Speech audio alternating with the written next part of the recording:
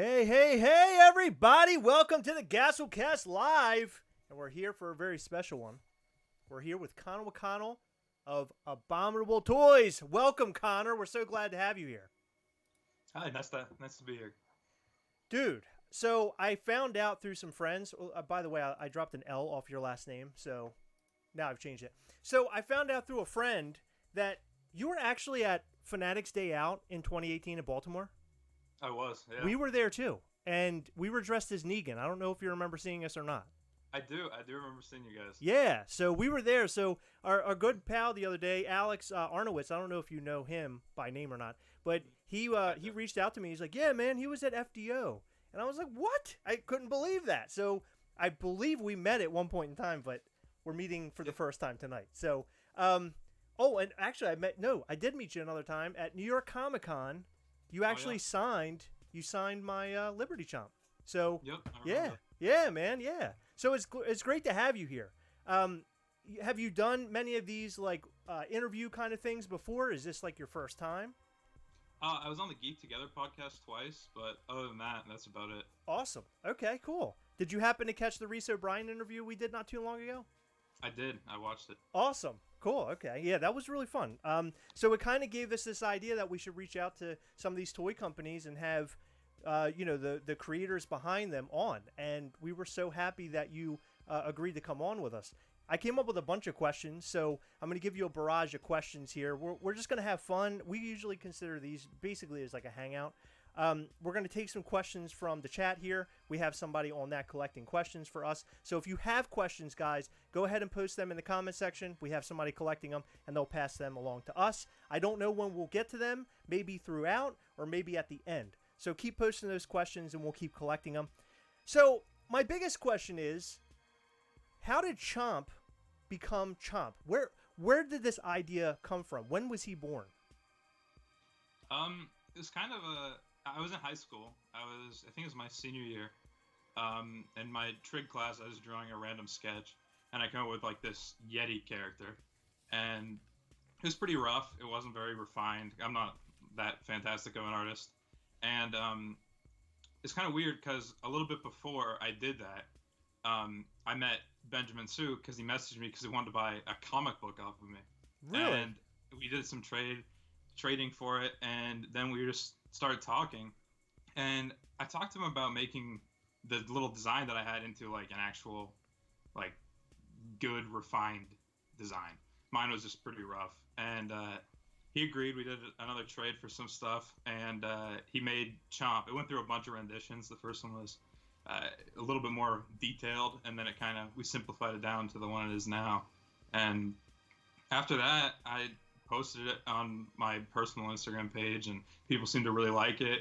And I had people reach out to me saying, hey, I think this would do good as a designer toy. I think this would do good as a pin, all that stuff. And then I just kind of took it from there and decided that it'd be something that I would like to do, just as like a full-time thing. And I really liked designer toys and stuff in general. I collected Funko and Lego for a really long time. And then I got into the designer toy market with Reese O'Brien's Tiny Ghost. That was the first designer toy I ever got. Oh, right. And and then after that, I was introduced to the community, and I kind of just went from there. And I just slowly built it up. We did pin releases in the beginning, shirts, and then we did the first figure release about 5-6 months later.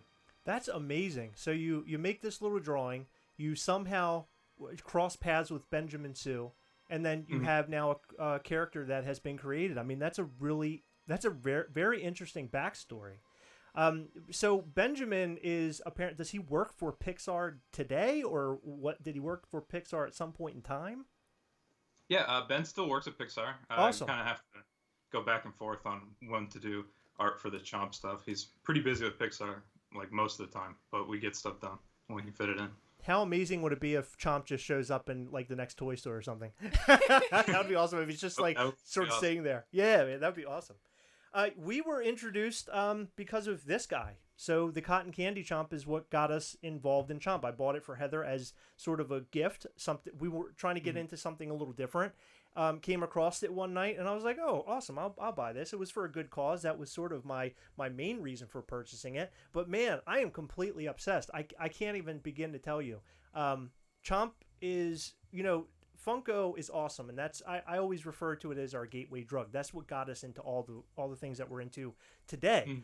But Chomp is just something else, man. It's amazing, and I love the idea when you were creating this thing. Did you have the idea that it could be customized, or it could go through have different renditions or different variants? Was that like the idea going in, or did that just kind of come along as you were creating it? When I started like running through the idea of actually making it into a figure, I kind of came up with, I had 6 variants, the ones that were in the first wave.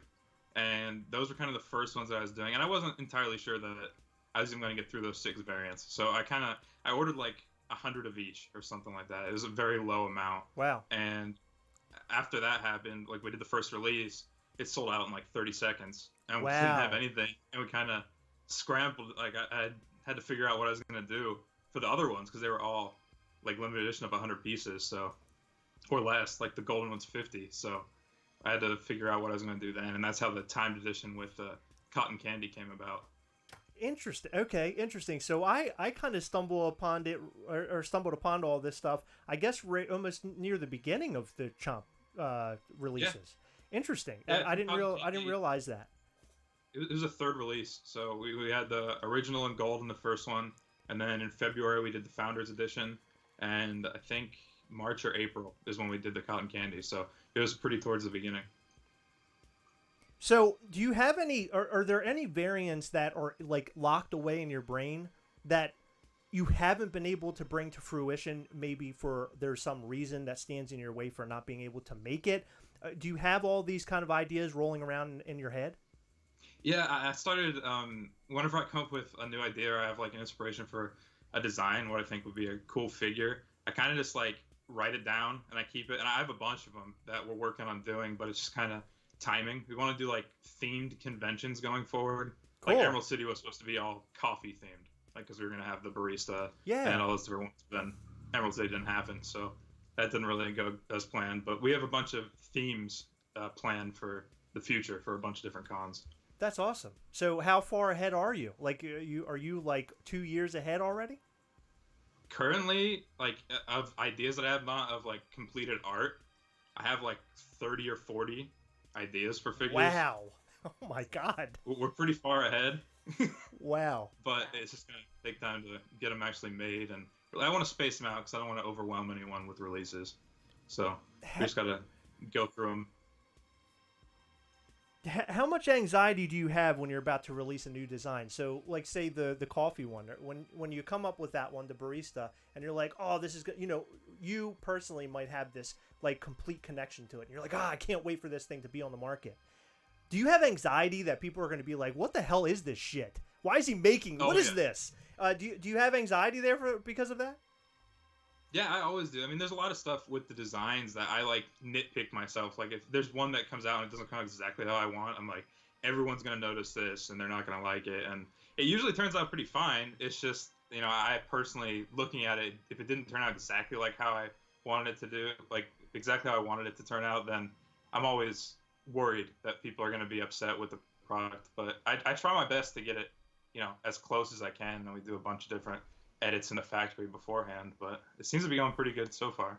Is it a long process from start to finish? So you come up with an idea, say we're talking about this amazing little guy right here. When you were coming up with this, how long from start to finish do you have, the drawing all the way to the end result, what I'm holding in my hand here? And by the way, this is the Amber Chomp. It's amazing. It kind of depends. I come up with the ideas for him, and then there's a process between when I have the idea and I kind of vet the idea to a few people beforehand, just kind of like my friends and family, just to see if they think it's good. And after that, I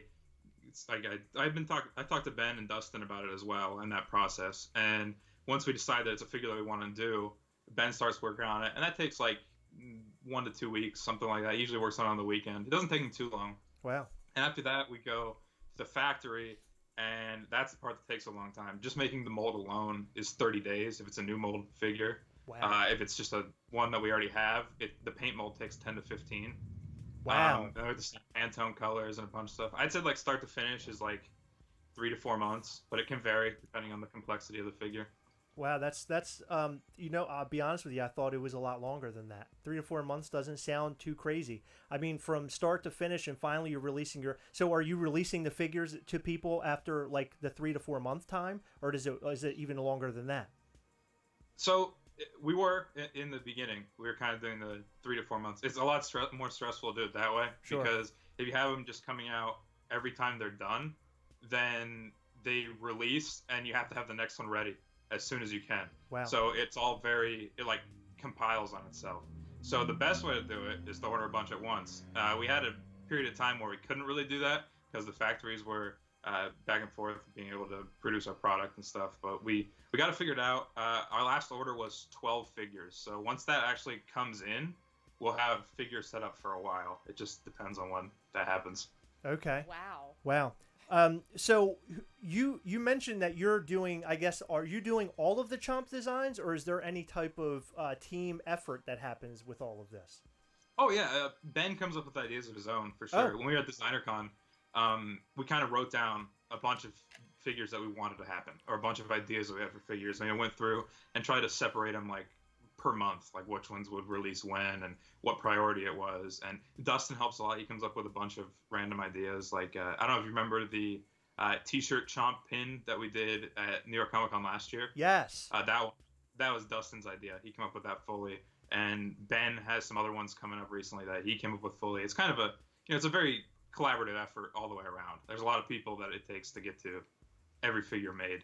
A lot of people. We go back and forth on different stuff. So Benjamin Sue, we know who he is. I've heard you say Dustin a couple times. Who is Dustin? Dustin Cam, he owns Plastic Empire, but he does our distribution. Awesome. Okay. Yep, and he helps a lot with just stuff in general. He knows the industry a lot more than I do. He's been running booths for a long time, so he helps with us getting into booths, and we share booth space with him sometimes. And he also, like, just the logistics of stuff. He knows a lot more about the industry than I do, because I'm pretty new to it, so he helps a lot with that. And I bounce ideas back and forth with him as well. Did you expect Chomp to take off the way that it has? I mean, this is because I feel like as we talk to people, they're introduced to Chomp either through us or they're finding it on their own. And there are all these people now who are clamoring for new releases, and you have all these bots trying to buy the new releases. I mean, did you ever expect to get to the point that you're at today? I mean, that's pretty crazy. I had no idea we were going to get this far. If you actually look at the first ones in Series 1, the sixth figure is a blank one, and it's grayed out and has a question mark. I wasn't sure I was going to get to there, so none of the boxes have that figure filled in. There's a blank, we released a blank figure, but it wasn't on the back of any of the boxes. So it's just kind of, that goes to show that we didn't really plan for it going anywhere like it did. So, aside from Chomp, we know that you collect Funko Pops as well, and that could be your answer. But what is your very favorite thing to collect? What are you mostly into? I mean, Chomp obviously is like the big thing in your life, but collecting and looking for, what are you into? I kind of go through a lot of different things. When I first started out, like my first toys that I collected was Lego in general. I really liked Lego as a whole. I still collect it to this day. I get a lot of Lego stuff. It's not really my main collection anymore. Right now, it's probably Funko. I dabble in like a little bit of Hot Toys figures. Cool. A lot of designer toys now, like Apo Frogs. I really like those. Collected Tiny Ghosts for a while. A bunch of different stuff like that. Speaking of Tiny Ghost and all these, toy companies and things, do you ever have a dream in your mind, some of the big toy companies, or not big toy companies, but other toy companies that you love? Have you ever thought, man, it would be awesome to have almost like a Tiny Ghost, Abominable toy, like kind of mashup kind of thing happen with one of these companies one day? Would you like to see something like that? Oh yeah, I'd love to. I mean, I've talked to Reese a little bit about doing a Chomp Tiny Ghost. It's not really, nothing's happened with that, but that's one I'd love to see, of course. I like an Apo Frog. If there's a Chomp Apo Frog, I think that would be really cool. There's a lot of designer toy series I really like. Like I like Luke Chu's work a lot. Skets, we got Sket stuff happening soon. That's really exciting for me. I always love Sket stuff. That's so cool. We're starting to do more collaborations, but yeah, I'm definitely looking forward to working with a bunch of different artists on stuff. I'm fully open to it. Collaborations would be very interesting. I'm very excited to see how that all kind of pans out. Um, Hmm. I also noticed that you're very big. It seems in Funko Pop Protos. So is that like a big deal for you in your life? I'm not as much into it as I was before. I still collect like I really like the Looney Tunes line. I have almost all of the Looney Tunes prototypes when it comes to like the Funko Pop ones. So I got most of those. But I'm not as into prototypes as I used to be. It just kind of it's a lot of money to put up, and I'm It kind of is. focused on other things now. But I Yeah. still collect them every once in a while. It has to be a really, really awesome character for me to even really care about it, honestly. I've Mhm. never been big into protos. We've won a couple from Funko, but going out, I don't think we've ever actually purchased one before, have we? I don't think we have. No, you did do a trade, I but did it a was trade for a proto, yeah. Um, so do you have because we're on the topic of Funko Pops, do you have a favorite Funko Pop line? Are you like a Star Wars guy or a Marvel guy, or are you kind of like everywhere? I really like Looney Tunes. Like I said, I collect pretty much all of those. Okay. Um, there's some other lines I like a lot. Like I I know they don't have the Tarantino license anymore, but I love like Tarantino movies, so I collect the Pulp Fiction line. A bunch of movies that I really like. Collect some Marvel stuff. It just kind of depends. Okay. So it's like if you see it, you like it, you buy it. Yeah, exactly. Right about that. So did you always have aspirations to be a toy designer or to be into something like you're into today, or is that because you mentioned you drew something one day and it just happened to turn into a character? Were there aspirations even before that because you have been a toy collector? Yeah, I mean, ever since I was a kid, my whole thing was I wanted to have a toy store. I love toys in general ever since I was little, and actually, I remember drawing in like my notebooks and stuff. I had an idea of having a company called CM Toys, like Connor McConnell Toys, and I wanted to do, I wanted to have a toy store, and that didn't exactly work out, but Right. I'm pretty close, and I'm happy with what's happening now. I just want you to know I would shop there. Okay, I want you to be Yeah, aware of that. thank you. Yeah, so that's cool. Do you have any plans for other characters in the Chomp universe? Because we see Chomp and we see all these different variations of Chomp, and then Chomper is another character that you have. Do you see other characters being in this world of Abominable Toys? Yeah, I definitely do. Like Chomper's the next one. We've done a little bit of work with him, but we're gonna have a figure coming out soon. We have a bunch of different designs for Chomper actually in the There's works right now. a And then Chomper figure. we That's got awesome. yeah, we're gonna have a figure that it's scaled to Chomp's size, so when you have them together, they'll look cohesive. Um, and then we have like we want to do a girl version at some point. We don't entirely know when, and we have an idea for our pet. Can't exactly say what it's gonna be, but it's a pretty cool one. That's awesome. So And that's pretty much right now. That's about all we have for new characters. the minis seem to be pretty popular, and I actually have a couple of them. They're not here in front of me, unfortunately. But the minis were pretty cool, and they were just sort of multicolored. Do you have a future for like a mini line, very similar to like the Tiny Ghost stuff? You got mystery minis with Funko. Will there be a Chomp mini line? Yeah, so I want to do a line of like the Chomp minis in the 3-inch scale. Those ones, I think that'll be a good size. And then I want to do Chomper in a smaller, like 1.5 to 2-inch scale. We'll have like a blind box series of those, Ooh. and we'll have the normal scale figures as well. And we got like I'm working with some other artists as well on some different lines. Like there's a guy named Sean. He does a lot of really interesting like illustrative art. We have a couple mini lines with him that I'm trying to work on getting made. So Okay. definitely trying to get into blind box style figures at some point. Blind box figure. That'd be actually really cool. yeah, that I'm would be excited. really Yeah. well, that sort of plays off the idea of the giant gumball machine. Even though you could see what was inside, you didn't really know what you were gonna get. Yeah. Mm-hmm. Yeah. It was That very was- much that way, yeah. wasn't it? Yeah. I wish we could have like gone and done that. So how was that? Because I did see a lot of videos of you at Designer Con. It seemed like there were a lot of celebrities around. I mean, was that like wild or what? Oh yeah, DesignerCon was probably my favorite con I've ever been to. I'm really excited for this year if it happens. We have a lot of big plans for it. But it was just the whole gumball idea was kind of random. Like, I came up with the idea to have a big gumball machine before we came up with anything else for it. I just thought it'd be cool to have a giant gumball machine at a convention. And then we came up with the figure later, and then the stuff that was in it at DesignerCon wasn't even supposed to be. It was supposed to be the little 3-inch chomp figures. That's what was supposed to be there initially. Shipping got delayed on those, so we didn't get them until C2E2 is when we used them then. Okay. But we kind of, like, literally, like, 2 or 3 weeks before we figured out, like, we kind of worked out what we were going to put in it, and we put the mini pins in it. We weren't entirely sure what we were going to do with them. It was very up to the last minute for that con. Well, it looked like you had a couple of celebrities kind of running around where you were. Did you happen to meet any celebrities that day?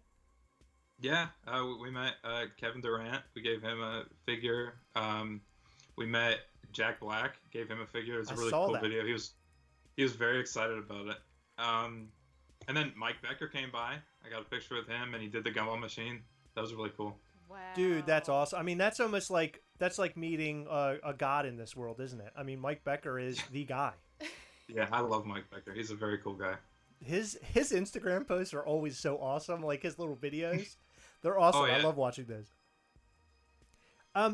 So we have a couple of questions from the audience so far, and one of the questions that came up, Heather, I'm going to let you go ahead and start asking some of these questions. Which one were you? The very first one. I like that question. Oh no, that's actually my question. Oh, it is. Okay, go ahead. So when we were on the subject of talking about like how long chops take to make from start to finish, I was wondering which one took the most time. Well, right now it's currently barista because the shipping is very delayed. Yeah. But in terms of development, it was the Statue of Liberty one.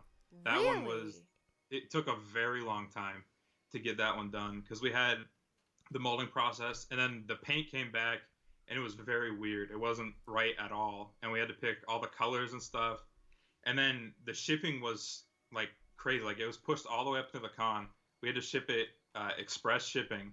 Wow. To get it to the convention, and it was like stressful up until like literally we didn't receive them until the day before the con. Oh That's my when we God. had them there first. Yeah, it was crazy. Dude, That's is one that took the longest, right up against it. That one is the best, in my opinion. I always say that's the best chomp, the Statue of Liberty chomp, Liberty chomp. I would love to see more of that size. I like how big it is. It looks so good on a shelf next to all the other like smaller chomps. It looks awesome. Yeah, I'd like to do more like big ones. We have another figure about that size planned for New York Comic Con this year, so you know if it happens, you'll see it there. Oh, okay. Well, but otherwise it'll go online. So we'll have another figure of that caliber, I guess, for New York Comic Con. Ooh. Heather, what is your favorite chomp? My favorite. Oh, that's hard. Are these all the ones we have? These are the ones that we have. Yes. I thought we had more. No, these are the ones. We have some minis as well. We have more. I don't know. Do you have a favorite? I am probably between the cotton candy and the gumball chomp. Gumball's amazing. Yeah. So mine is Liberty. Connor, what is yours? Because you are the creator behind all of these. Do you have one that stands out for you that you just happen to love? I know it's like you're a parent, so it's hard to choose your favorite. But do you have a favorite? It kind of depends. I mean, my favorite design-wise is probably Gumball. I think that one's my favorite because it came together a lot better than I was expecting it to, and the release of it was good, and the feedback was really good on it. I like the figures that have stuff inside of them. I think it's a really cool idea we can see in, and it has different things in there. So Gumball's probably my favorite.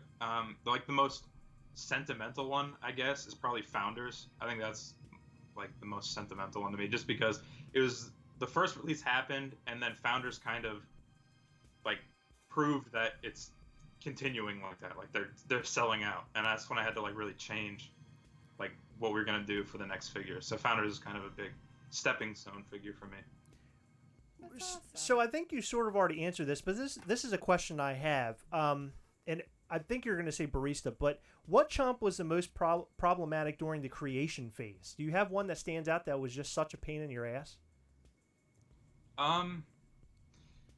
Like barista is very difficult now. The actual like design of it was fairly straightforward. We had it done pretty fast, and we had it in the molding like early January is when we had it like the order put in and everything started.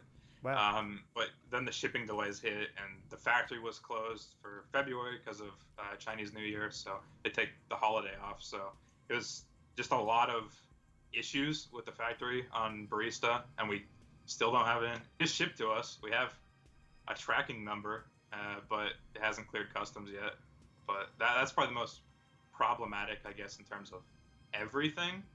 But design-wise, I don't know. I guess Barista's probably the one. It's the one that stands out as being the biggest pain in your ass. That's one I can't wait for. And did you already mention when we expect to see that, or do you have a date on that? Not yet. We have tracking on it. We have the figures. They were shipped from the factory. I have pictures of them before they were put in the boxes. We're just waiting. I'm hoping sometime within the next, 2 to 3 weeks, maybe. It just depends on when customs clears them. Man, everything's kind of crazy with international shipping right now. Oh, yeah, with COVID and everything else. Mm-hmm. Yeah, I can't wait to see it in person. Heather, you have some questions here from the audience? Yes. Okay, shoot. So one of the latest is, was there a plan for an SDCC chomp? Yes, we did have one. I'm not entirely sure if it would have made it on time, especially with the delays and stuff, but we did have one. We had like a summer-themed chomp that we planned to release. It's on the box for the next series, but I don't know. I don't know if we're going to release it for San Diego Comic-Con or if we're going to wait a little bit. But we have figures that are releasing around that time, for sure. Cool. I just don't know if it's going to be the same as planned. Awesome. So we had asked Reese a question. We asked him with Tiny Ghost, who would he think would best voice the Tiny Ghost character in terms of like celebrities? Who would you think would be the best voice for Chomp? Have you ever thought about that? Man, I don't know. I'm really not sure. I don't know exactly what Chomp would sound like. I think he just makes sounds. I don't know that he even talks. For some reason, I'm thinking Jack Black, and that's partially because you brought him up and he was at DesignerCon. But he's like he would almost be the perfect voice in my opinion. That would be awesome. I love Jack Black. So do I, dude. He's awesome. Yeah. So he would be like a funny little guy. I would think so. I mean, Chomp is a cute character. I feel like he would be sort of like the talk of the town, like the hit of the party. He just seems like that kind of guy to me. Yeah. And look, he dresses up pretty cool too. He does. Yeah, sometimes he likes to be a gumball machine. You just never know what he's up to. He's up to a lot of antics, this Chomp. So would you like to see Chomp as a film or cartoon or video game at some point in the future? I mean, if it was ever like an option, I'd definitely be up for it. It's something that I'd love to do for sure. I'd be open to it. It just, depends on if the opportunity comes to me or not. But it's definitely something I'd like to do if we could. You definitely know a guy, if you know what I'm saying. A Pixar guy. I know someone. All right, Heather. What other? Oh, so Heather actually Heather's writing me notes, by the way. Is it possible now? When Reese was on, we talked to him about this. Any chance for a licensed Chomp? Yes. Oh, it definitely is. Now that we're doing collaborations with artists, that's kind of the first step into licensing, I guess, because working with other people's art. But afterwards, I mean, I attended Toy Fair this year, and we're planning to attend the New York Licensing Expo next year as well. So with that, we're going to try to branch out into different licenses. So we're going to try, see what'll happen. Interesting. Yeah, I'd like to see what you guys come up with. Heather, you have some questions here from the audience. Why don't you ask a couple of those so we can break through a couple? All right. Jacob C. asked if there are any plans for distribution in Europe, mostly because of shipping prices. Yeah, we have a couple people overseas in different areas that we've been trying to work towards a distribution. We don't have distribution fully worked out yet. We got the prices down finally, so we're going to start looking into distributors kind of everywhere.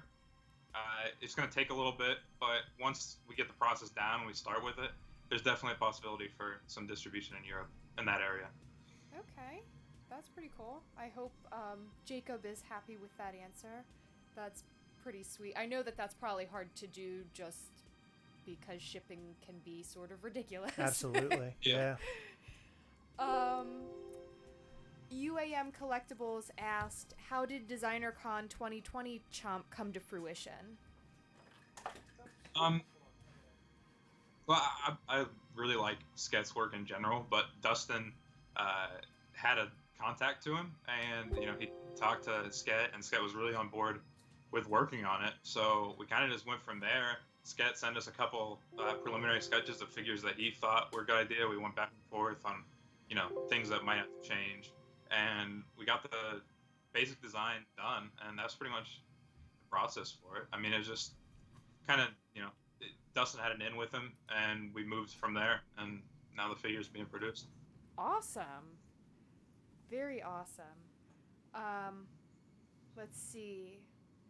Any plans for another crazy chomp like Gumball Chomp? This comes from Dr. Applesauce. Oh yeah. We're gonna go back and forth between like really interesting new molds like the Gumball Chomp and kind of more basic repaints of old molds, just because we got to have a balance of them. Yeah. It's not financially viable to do a new mold for every single release, but we're definitely we have some really crazy interesting designs for some new ones, and we're trying a bunch of different stuff that I haven't seen a lot with designer toys, but we're definitely experimenting and trying to get brand new unique stuff for Chomp. Very cool. That's the way to do it, because if you just throw out a million different very unique chomps like this, it would... What am I trying to say? What do you mean? What are you talking about? He needs variety, basically. Yeah, there has to be a variety, because you Yeah. want to get people excited. You want you want it to be different all the time, right? So it gives me a reason to buy the next one instead of just like, I don't know. You really could do more. Listen, I would buy anything that they would release. I mean, what am I talking about? Just about. So do you see yourself doing like kind of a membership program, like some of the other toy companies where they get the first chance to buy a chomp, or maybe even special kind of features, I guess? Do you see something like that in the future that'll be attached to your website? Yeah, we're definitely working towards it. I want to differentiate it from, like the Paranormal Society and stuff like that. I don't want it to be exactly the same. I don't want to just like straight off like copy it. I want it to be unique to Abominable Toys. So we're working on something like that with like some different twists on it. Try to make it unique for Abominable Toys. But we're definitely working towards some sort of membership club or like subscription club sort of thing. That would be cool. So speaking of which, where did the name Abominable Toys come from? Did you just come up with that because it's a Yeti creature? I mean, was that like right out the gate, that's the name you came up with, or was it a collaboration kind of deal? I went through a bunch of different names. There's kind of... Initially, I was thinking of something different from Chomp. Like, I didn't want it to be... Like, I didn't want to call it, like, Chomp Toys or something like that. Right. I wanted it to be like a standalone brand with Chomp as a product of the brand. So I was coming up with a bunch of things. I went through a bunch of them. I think I had one that I almost picked was Pink Turtle Labs. I thought that was just an interesting name. I just kind of threw a bunch of random stuff. That's a pretty and that was cool one of the name. ones that I was really interested in. And I didn't end up going with that. I went with Abominable Toys. It's kind of it was a standalone name, and it wasn't exactly Chomp, but it related to it. So it was kind of like related to what I had going on right now, but it wasn't exactly specific to it. So I thought it was generic enough to branch out in the future. Okay. Yeah, I like the name. The name's cool. Although I do have a hard time saying it, as Heather likes to point out a lot. Yeah, I don't even know. Abominable Toys. I sound like I don't know, my tongue's flapping around or something.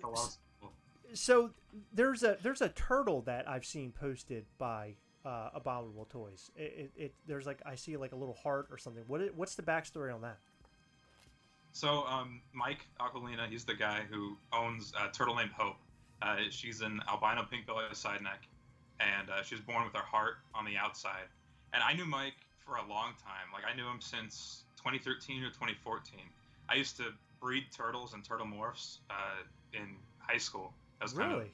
the way that I made money, is I sold turtle morphs. I really like turtles in general. Wow. And I met Mike there. I actually sold him his first turtle morph. It was an albino red-eared slider.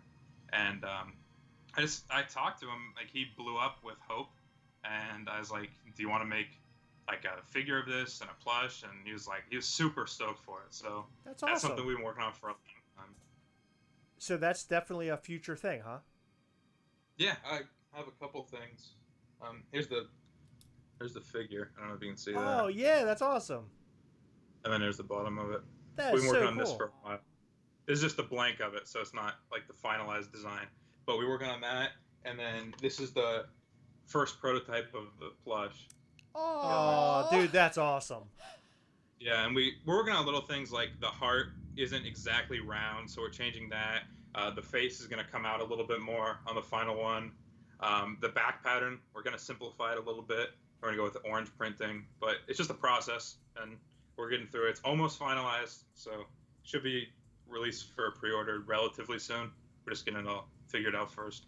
So how many protos do you have lying around? I mean, I know recently there was a chomp contest. Heather and I actually were involved in the chomp contest, and I think you guys were giving away protos in the chomp contest. Do you have like a whole pile and bag of like protos just lying around?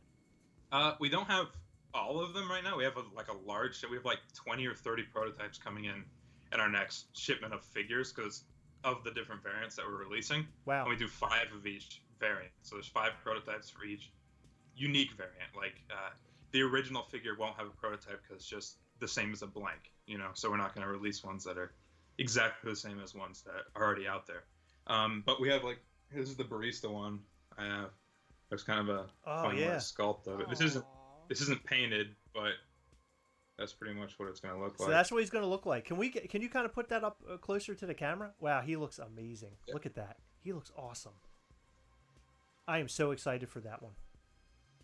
Yep, this is the finalized design. It's obviously this one's not painted, so you're gonna see the smoke's translucent and all the painting on it. But once I have an actual painted sample of that, I'll show those. That'll be in at the same time as the figures, so we'll give out prototypes of those as well.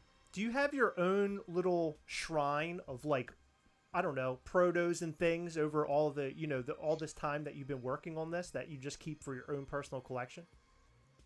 Yeah, I've got like a little display case with what I have left, like of the different designs. I give away a lot of my stuff at conventions. Like I gave away my Liberty figure to a kid who didn't win in the gumball machine, and that's sweet. I went and bought another one on eBay just so I'd have a complete collection.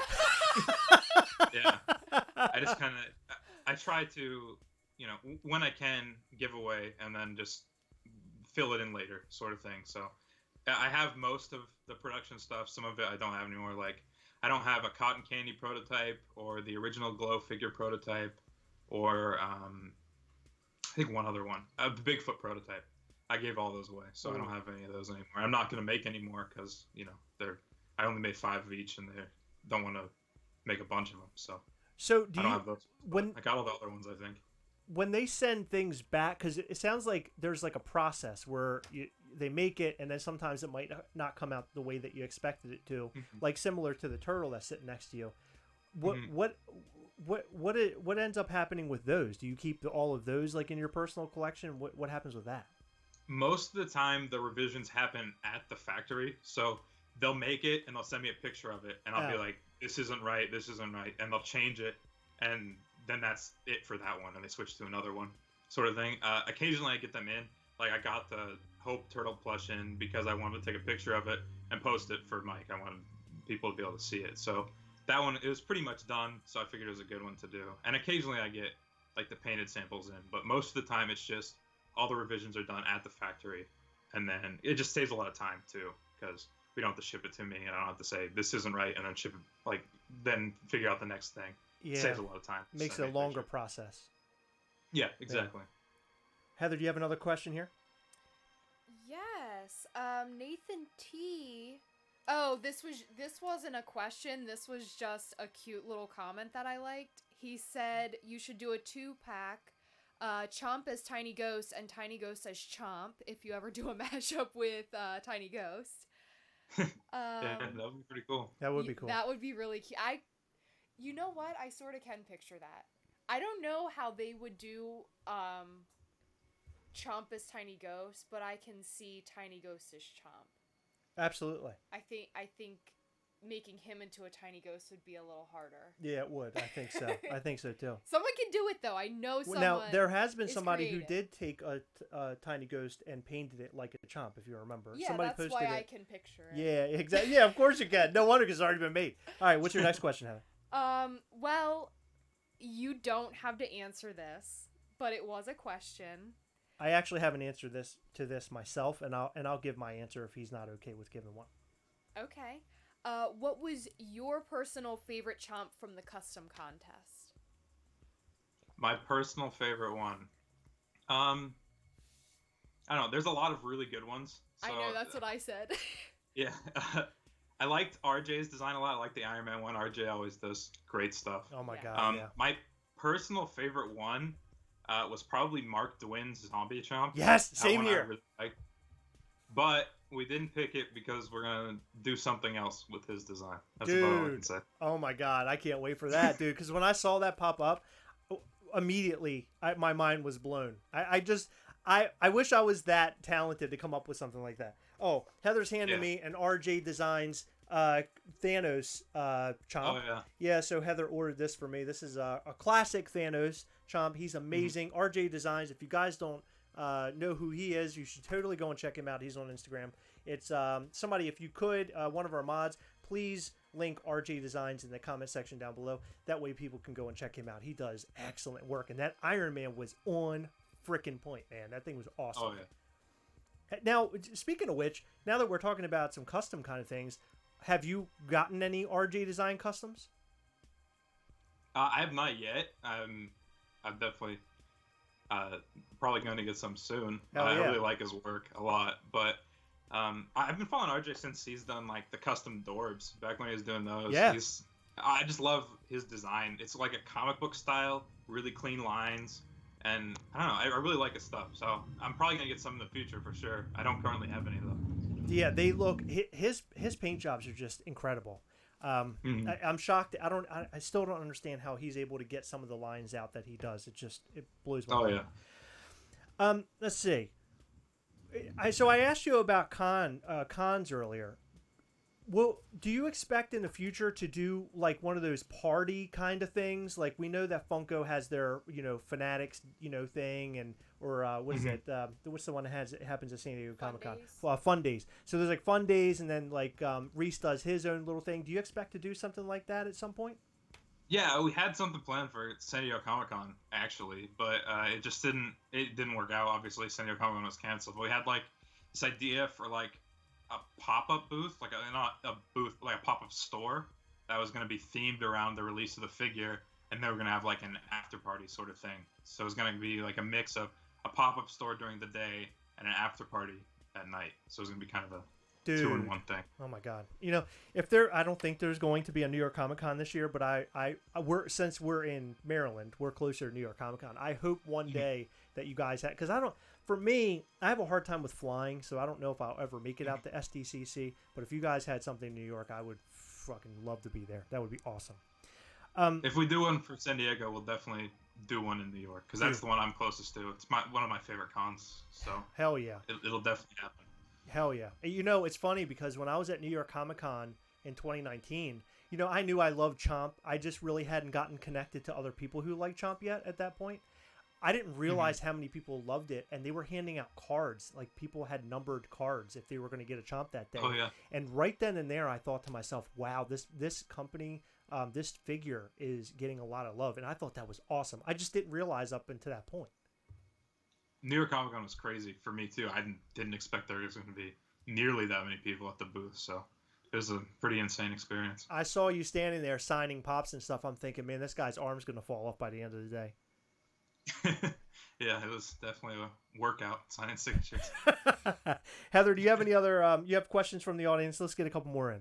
Yeah, well, on the same topic of cons, I forget who asked, and I am so sorry, but someone had asked, do you plan on doing attending any cons outside of the U.S. eventually once travel opens back up, of course.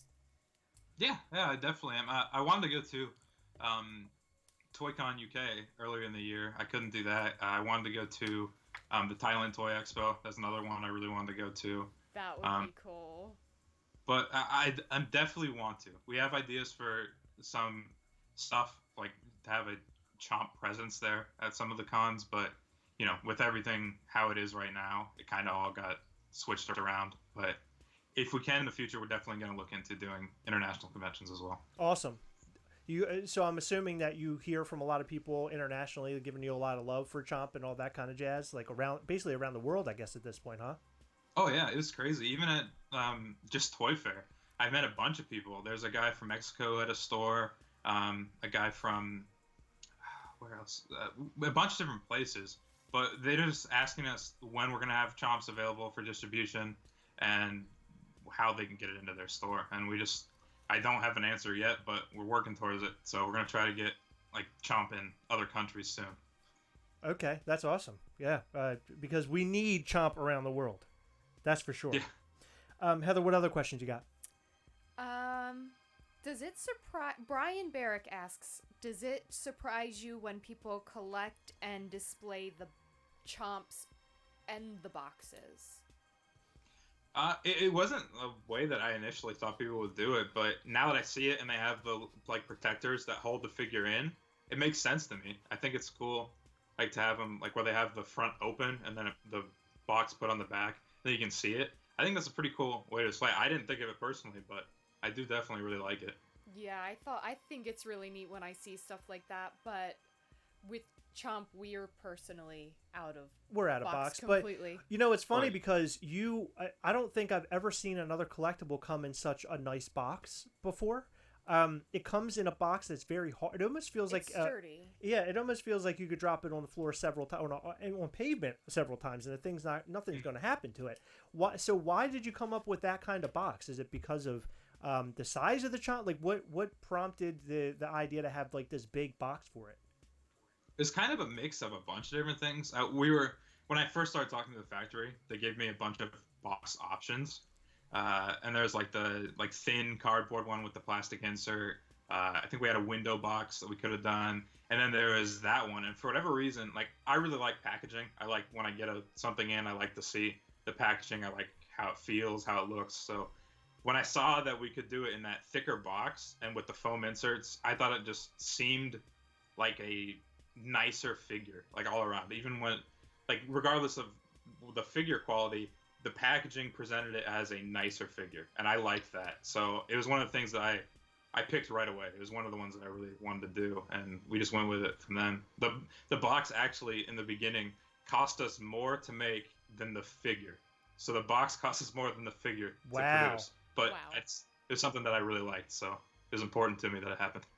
I'm not surprised by that, because I always wonder when I receive the boxes and I'm lifting, you have to lift the top off, and it's there's this suction, and then there's plastic in there, and you kind of unravel to get to your Chomp or whatever. It just seems so high end. It feels like the most high end collectible that we get in, and I'm not surprised that people want to display them in the boxes. If I had more room, I probably would, but as you can see behind me, I have a bit of an obsession with a lot of things, so I like to put them all out on my shelves. I do need to get a bigger shelves for my Chomps, because you guys are coming out with them, and I'm trying to now get everybody together. So if you're looking at the all the Chomps together, there isn't one in front of the other. So I'm gonna have to come up with something very soon, so you guys, so people that come and visit us can actually see the damn thing. Yeah, we're running out of space. We're running out. We are running out of space. Do you have any future ideas to have a flock Chomp? Yes, that's when I was, it's kind of a fairly obvious variation for Chomp with him being a fluffy Yeti. Yeah. So it's something I worked on for a long time. But when we first started with the factory, the prices for flocking were crazy. They were more than it was what we retailed the Chomp figures for. They were going to cost us more than what we retailed them for. Oh my god. So we couldn't do it. But now we're ordering a lot more figures. So we're working toward getting a few flocked ones done if it's possible. But it's in hopefully the next order of figures that we're going to do if we can get it worked out. Okay, I do have a tip for you. Don't hire Chris to do your flocking. He's not good at it. I tried to do flocking for our contest, man. It was a mess. Like I was breathing it in. At the end of the night, like I was blowing my nose and flocking was everywhere. It was hard. I should have wore a mask. Like I feel like I actually like injured myself, like medically screwed myself up from breathing in all that shit. Yeah, so I would love to see a flock Chomp. It made me wonder because Chomp is a character who deserves to be flocked. So I'm excited that is something that's on the books right now. Mm-hmm. Yeah, it's definitely something. And there's a lot of other like few logistical things to do. Like if we do a flock Chomp, I got to come up with a different insert because if we do it with foam, you'll push it in and it'll pull the flocking off. So we're probably gonna do like a sturdy plastic insert, just so like clamshell style one in the same box, but. That's another thing that we got to work out with it because I don't want people to pull it out and the flocking comes off. So just little things that it takes to work out a new thing like that. Yeah, that's something I wouldn't even think about. But then again, I'm not a toy designer or behind a toy company either. Heather, I see that you have another question there. Yes, Jacob was wondering what is the Chomp sitting on the table behind you? Oh. That one back there is Mark DeWin, actually, when we first started, made a bunch of resin chomps. And he did that rainbow one back there. And I asked him if I could get 3 of them done, so I could give one to Ben and one to Dustin, kind of like as a employee gift sort of thing. But it turned out really nice, and Mark did a really great job on it. Awesome. That's awesome. Do you have any helpful tips or words for people who want to get into making their own toys? And the reason why I asked that question is because I actually have created a character that I have turned into a pin. We're going to have pins available very soon for this character. And actually, Heather put him on my hat tonight. His name is Ghastly. Do you have any tips for the guys like me out there who want to get, like, I guess, in the business? I don't even know what words to use, but somebody who would be interested in doing something like you do now. Yeah, so there's a lot of steps to having your design and getting it into a fully fledged figure.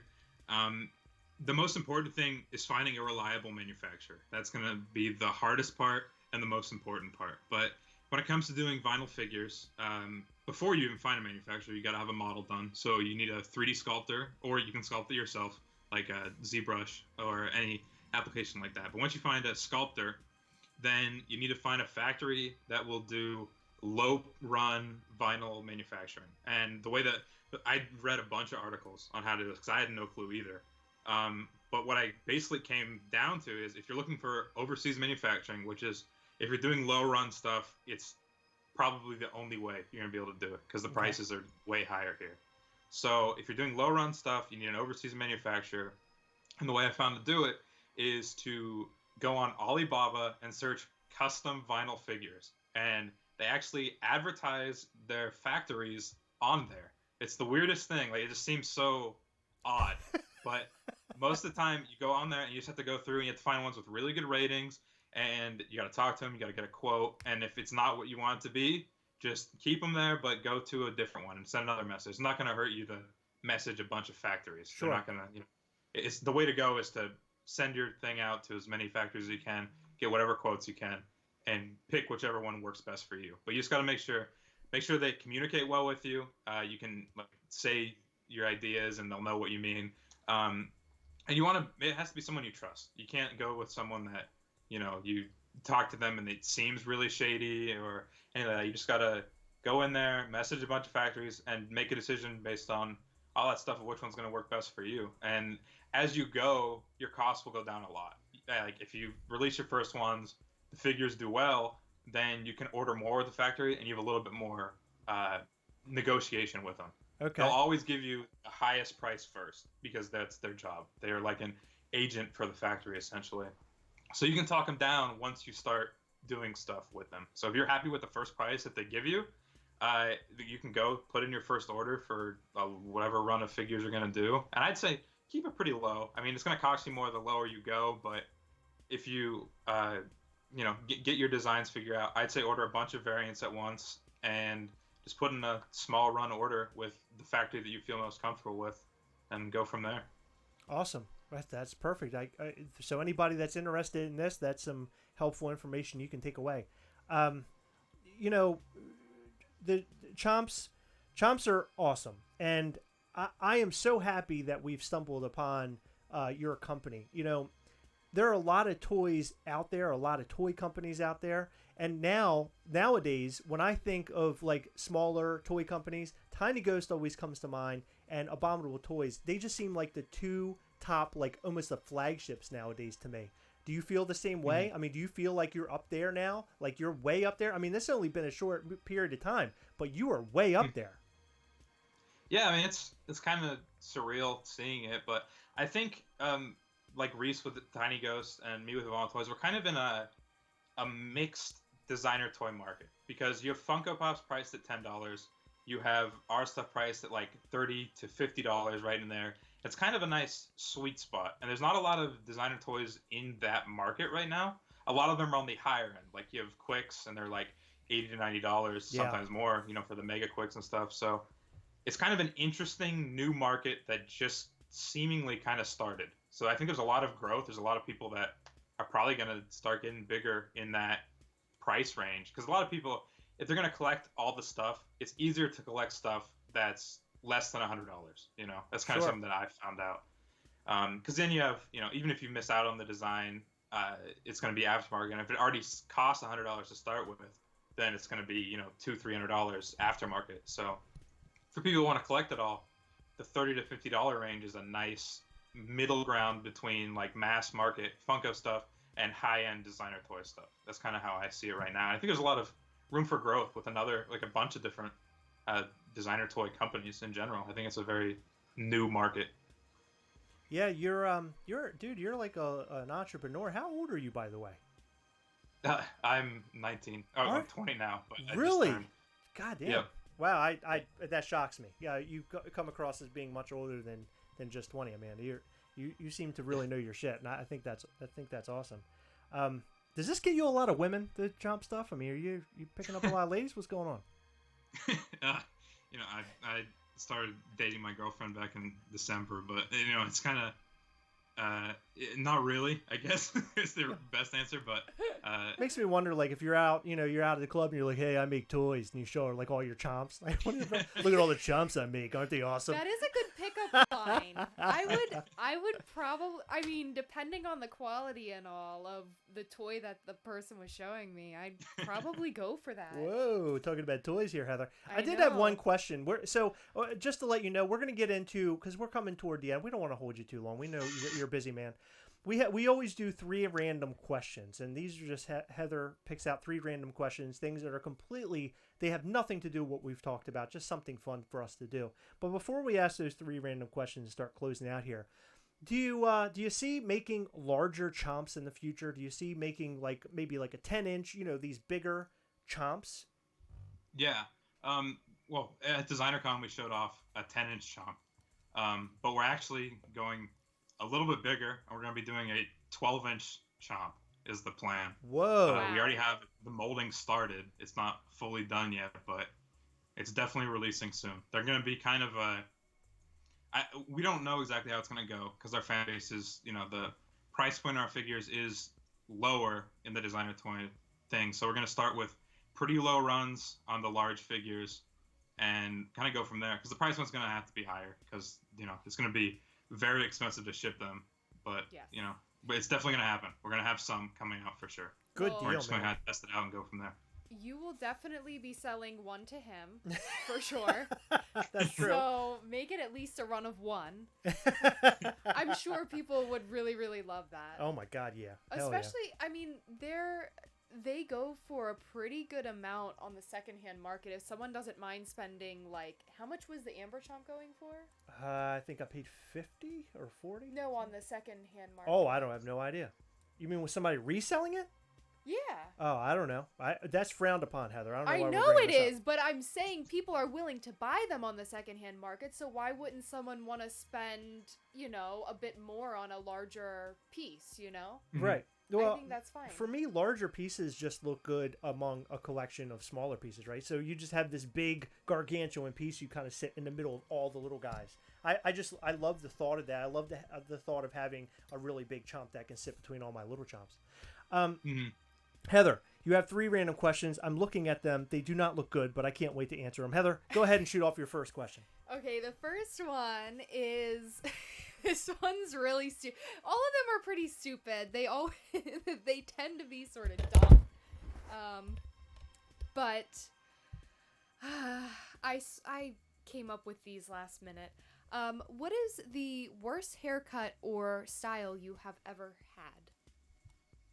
Oh, when I was a kid, I didn't have long hair forever, so I had short hair when I was little. But I remember back when I was like 6 or 7, I had a pretty classic bowl cut, like straight across. All the way. Yeah. Yeah. Oh, So that's probably the worst one. Oh, those were so bad, and that was like the thing when I was in elementary school. Absolutely. Well, kids still have it today, the bowl cut. I think they sort of came back a little bit. My worst haircut of all time ever, I had what was basically a mullet. It was hair. I was spiked up here. By the way, I would think I was about 7 years old. On the sides, my mom was a master barber, or still is. And she shaved in, on the sides, they were lightning bolts, okay, because they had these stencils. On the back was the Batman symbol. You should have seen this shit. I look like living electricity. It was incredible. Hold on, but you said it was a mullet. How is it a mullet? Oh, it had a rat tail. It had a tail on the back. Yes, it had a rat tail on the back. No, it was just, this shit was shaved in. Like, she put the stencils, and then it was just the symbols were in there. A mullet is typically, like, short up here and long. Oh, it was long in the back, but she shaved the symbol in the back. Oh, I'm confused. Just don't talk about that ever again. But I had, like, so back when I was a kid, because I'm old as hell, we had rat tails. Yeah, I know what a rat tail is. It was I had really long rat tail, but that was like the thing back then. It was the thing. Yeah. So it's not just I look like a little douche, but that's okay. But back then you were probably so cool with Listen, your lightning bolts. all the little ladies were looking at me, you know what I'm saying? They were saying, like, look at that asshole with that goofy haircut. Heather, what's the second question? I didn't answer, but okay. Oh, go ahead. What's your answer? I'm sorry. Thank you. Well, one time in high school, I actually decided to give myself a haircut. Uh-oh. I don't know why. I don't even remember how I did it. I think I just held all of my hair in a ponytail and, like, cut across or something on, like, the top. It was really, really bad. And I still to this day hardly ever wear my hair, like, up. But I went to school with my hair up, and everyone was shocked because they were like, you never wear your hair up. It was always down. It was really weird. It was a really bad cut. That sounds hot. I wish I had a picture of it. I'm so turned on, Heather. What's the next question? Well, you can choose one of these. You know what? I'll choose the one. Heather, the first question here, Connor, I just wanted to make you aware, is do you recycle? That's such a shitty question. I don't even know if we could answer or ask a worse question. Do you recycle? Well, so I'm going to go with the other option that Heather has given me. What is your favorite day of the week? I'll defend that in a moment. But okay. Yes, Connor, what is your favorite day of the week and why? Can you repeat that? It kind of cut out for a second. What is your favorite day of the week and why? My favorite day of the week. I don't really know. My schedule's weird because I don't really work a normal job. So it's just kind of, I don't like go and have like office hours. So I guess it'd be like Saturday or Sunday because then I get to, spend time with my family and friends because they're off. But one of those 2 days, probably my favorite. The rest of the week, I'm just kind of by myself going with whatever I have to do for the week. But it's not very like set in stone. Okay. Heather, go ahead. I'll let you go this time first before me. Well, right now, I mean, every day's a good day. I'm not currently working because things are sort of strange.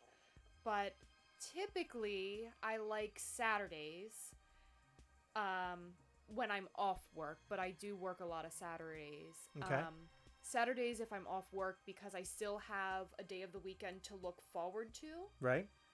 But that's normally when we get together with friends. That's right. My favorite day of the week, believe it or not, this is going to blow your mind, is Thursday, because Thursday is the excitement there for the weekend.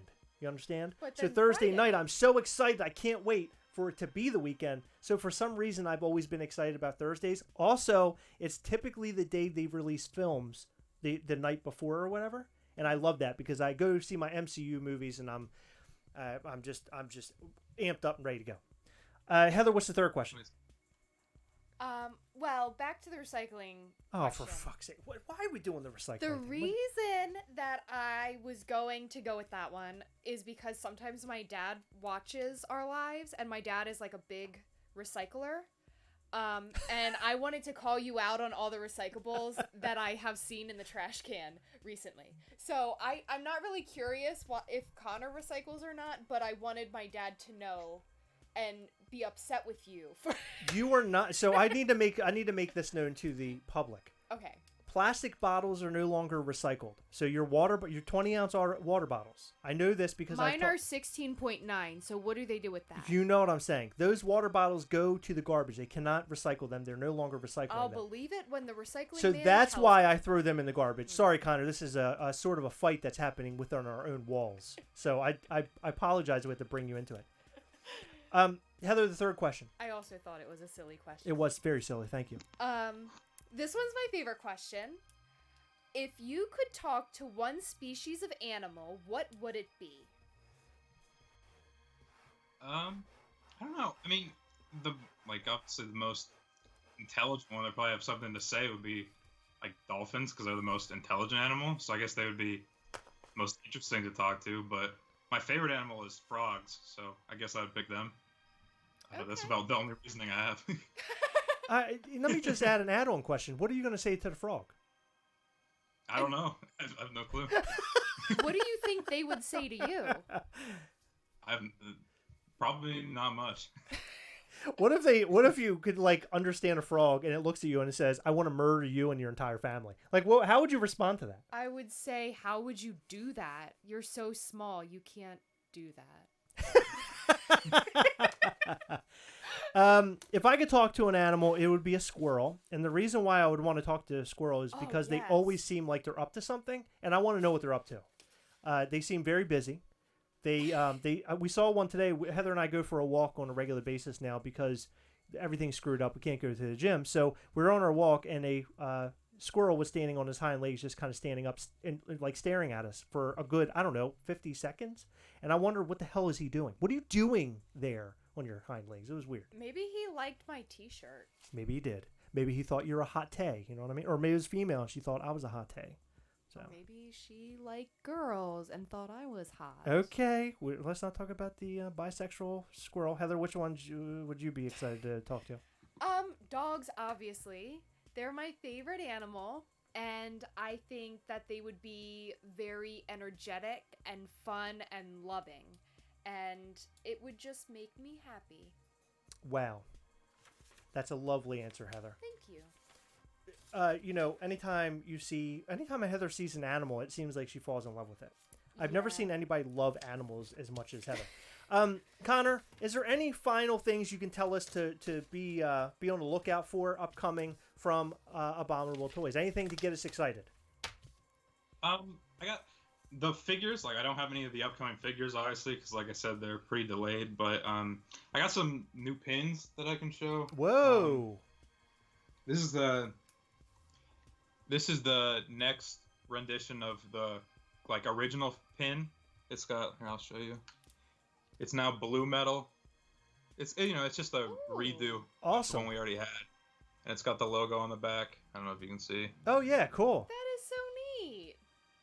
Yeah, and they have the little two prongs, so they secure a lot better. We went with a new pin manufacturer, so we have, a little bit better quality on those. And then I also have this one. We have a haunted skeleton pin.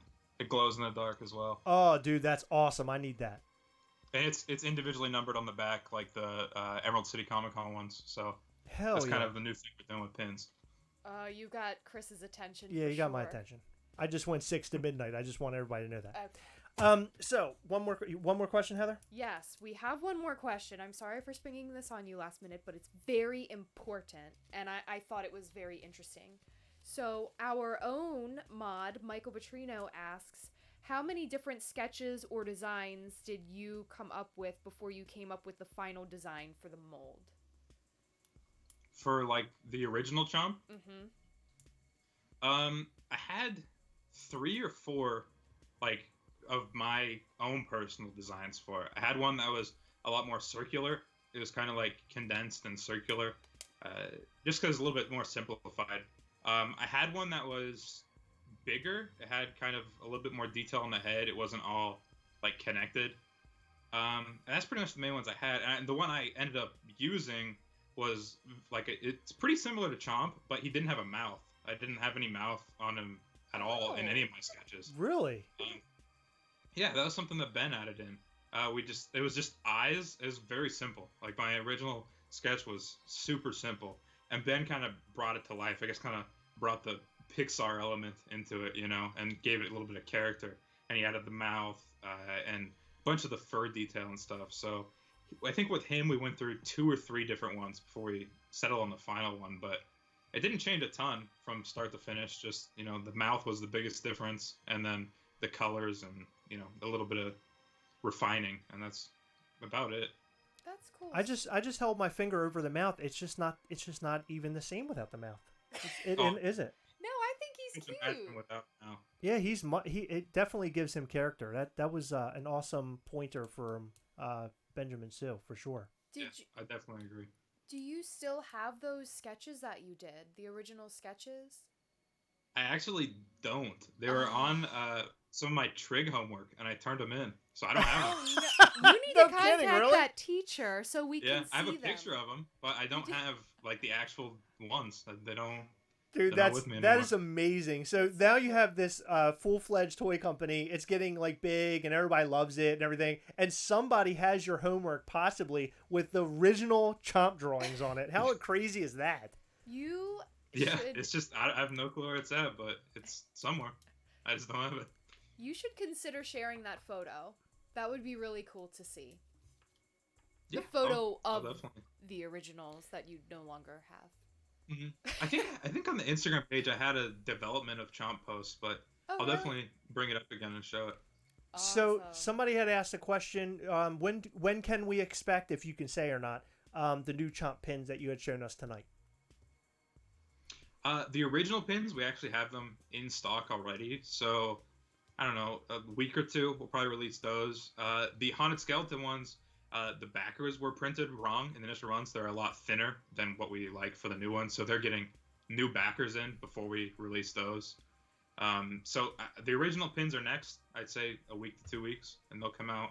And we're waiting on the next round of figures to come in, and once they do, then we'll release the next figure as well. But for now, that's kind of all tentative. We don't have an exact date for the next figures. Good deal. Well, listen, we're going to be on the lookout for all of the new stuff that's coming out. Guys, this is Connor McConnell from Abominable Toys. You guys should totally go and check it out. If you don't know what it is, I'm sure that you do because you are here. This is my favorite toy company. These are my favorite collectibles. I'm going on a limb to say that. And I can't wait to see, Connor, what you have coming up for us in the future. These things are just, they're amazing. It's funny because I started to get rid of some of my Funko Pops because I do need to make more room for them. And that's a serious statement. That's really happening for real. So I really appreciate, this awesome line of collectibles that you're coming out with. And I can't wait to see what's coming out in the future. I don't know if I asked you this, and if you've already answered this, I apologize. I have a really crappy memory, but I want to ask one more question. The name Chomp, did you tell us where that originally came from? Oh, yeah. So I didn't come up with the name Chomp either. That was in the Tiny Ghost group, of all places. Wow. And I did a giveaway. I gave away some of the original Tiny Ghost stickers, and I just said, hey, I have this character. I don't know what I want to call it. Put a name in here, and we'll do a vote for the best one, and whoever wins will get these stickers for free. And the winner was Pat Kurtzner, and he came up with the name Chomp. And he's the one who named it. It wasn't me. It wasn't Ben. Wow. Yep. Dude, that's amazing. Yep. It all started in the Tiny Ghost group and kind of, came out from there. Yeah, I noticed the other day you had posted that you had some very old Tiny Ghost stuff. It seemed like a lot of classic stuff, original stuff. Yeah, I mean, I've been following it since my first personal release that I got was the Emerald City Comic Con. After Rose City Comic Con, they released the gold, silver, and original figure there, along with some of the other stuff. And I had someone run and get them for me. But the first one I ever got, personally, was the X-Ray figure and the glow figure. I got those myself. Oh, okay. Interesting. Oh man, Tiny Ghost is another thing. I love Tiny Ghost as well. But seriously, this is my shit right here. Listen, I really appreciate you coming on here and hanging out with us, and I hope maybe in the future we could do this again. Maybe even do like kind of we have a podcast as well called Heroic Nonsense. It would be awesome maybe one day to have you on there. You know our good pal Jason Swoboda? Yeah. Okay, so Jason's over $7 a pop, but he's also we've been friends with him for quite a long time. But he's also on Heroic Nonsense, so or on our podcast. So we do the podcast, the three of us. So I would be great to have you on there and chat and bullshit. We don't even talk about toys as much. We just talk about just general stuff. I think it would just be fun to have you on there. So maybe we can talk about that too. Yeah, that would be a lot of fun, man. And it's really cool to talk to you and see that you're a very down-to-earth guy. You just sometimes you don't know who you're going to be talking to on something like this. It was really fun talking to you, and I really appreciate all the information that you gave to us and things that we talked about here and answered all these questions. I mean, we just gave you a whole battery of questions. So we appreciate your time and everything. Dude, you're the best, and I really appreciate everything, and we can't wait to see the new releases in the future. And I'm going to be looking out for that new pin, by the way, that glow-in-the-dark pin. I can't wait for that.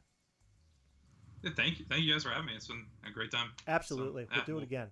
But we're going to disconnect with you and talk to these guys for a second, and then we're out of here. So, dude, thank you so much again. Thank you. Yeah, man. Peace out, Connor. It's great hanging with you. Bye.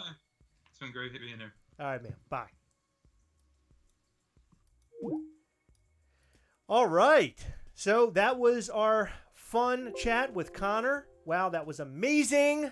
I feel like we're getting better and better at this. So I did want to mention something tonight before we go out of here and sign off. There's a couple of things. So the first thing I'm going to tell you is thank you so much for being here live or watching it during the replay. This is great fun for us. This is probably the most amount of fun I get doing this whole YouTube thing. To sit down and talk to some of these guys. They're awesome. Reese, of course, was one of our first big ones in the toy realm, and now Connor. And I do want to give you some updates. We're going to have Jason from Barely available very soon. We've already reached out to him. It's probably going to be within the last 2 weeks of June, so be on the lookout for that. It's going to be a lot of fun. I just ordered my first Barely available the other day, the newest release, and we're going to have that in so we can talk about it. I'll make up a bunch of questions for that as well. Additionally, Heather, I did talk about this before, but Heather made me a Ghastly hat tonight, so I'm really, really excited about this. We are trying to do our own thing with Ghastly. We have made pins for him, and we're going to post them up on Instagram and things. So you will have a chance to buy some pins if you'd like to buy some. Eventually, not right this second. And also Gastlecast pins. So we'll have more information coming your way about those. So be on the lookout for Ghastly and Gastlecast stuff. We're really excited about it. I put in, right when the pandemic started, I took as much money as I could and put it into the pins. So I'm really excited to have the pins in hand.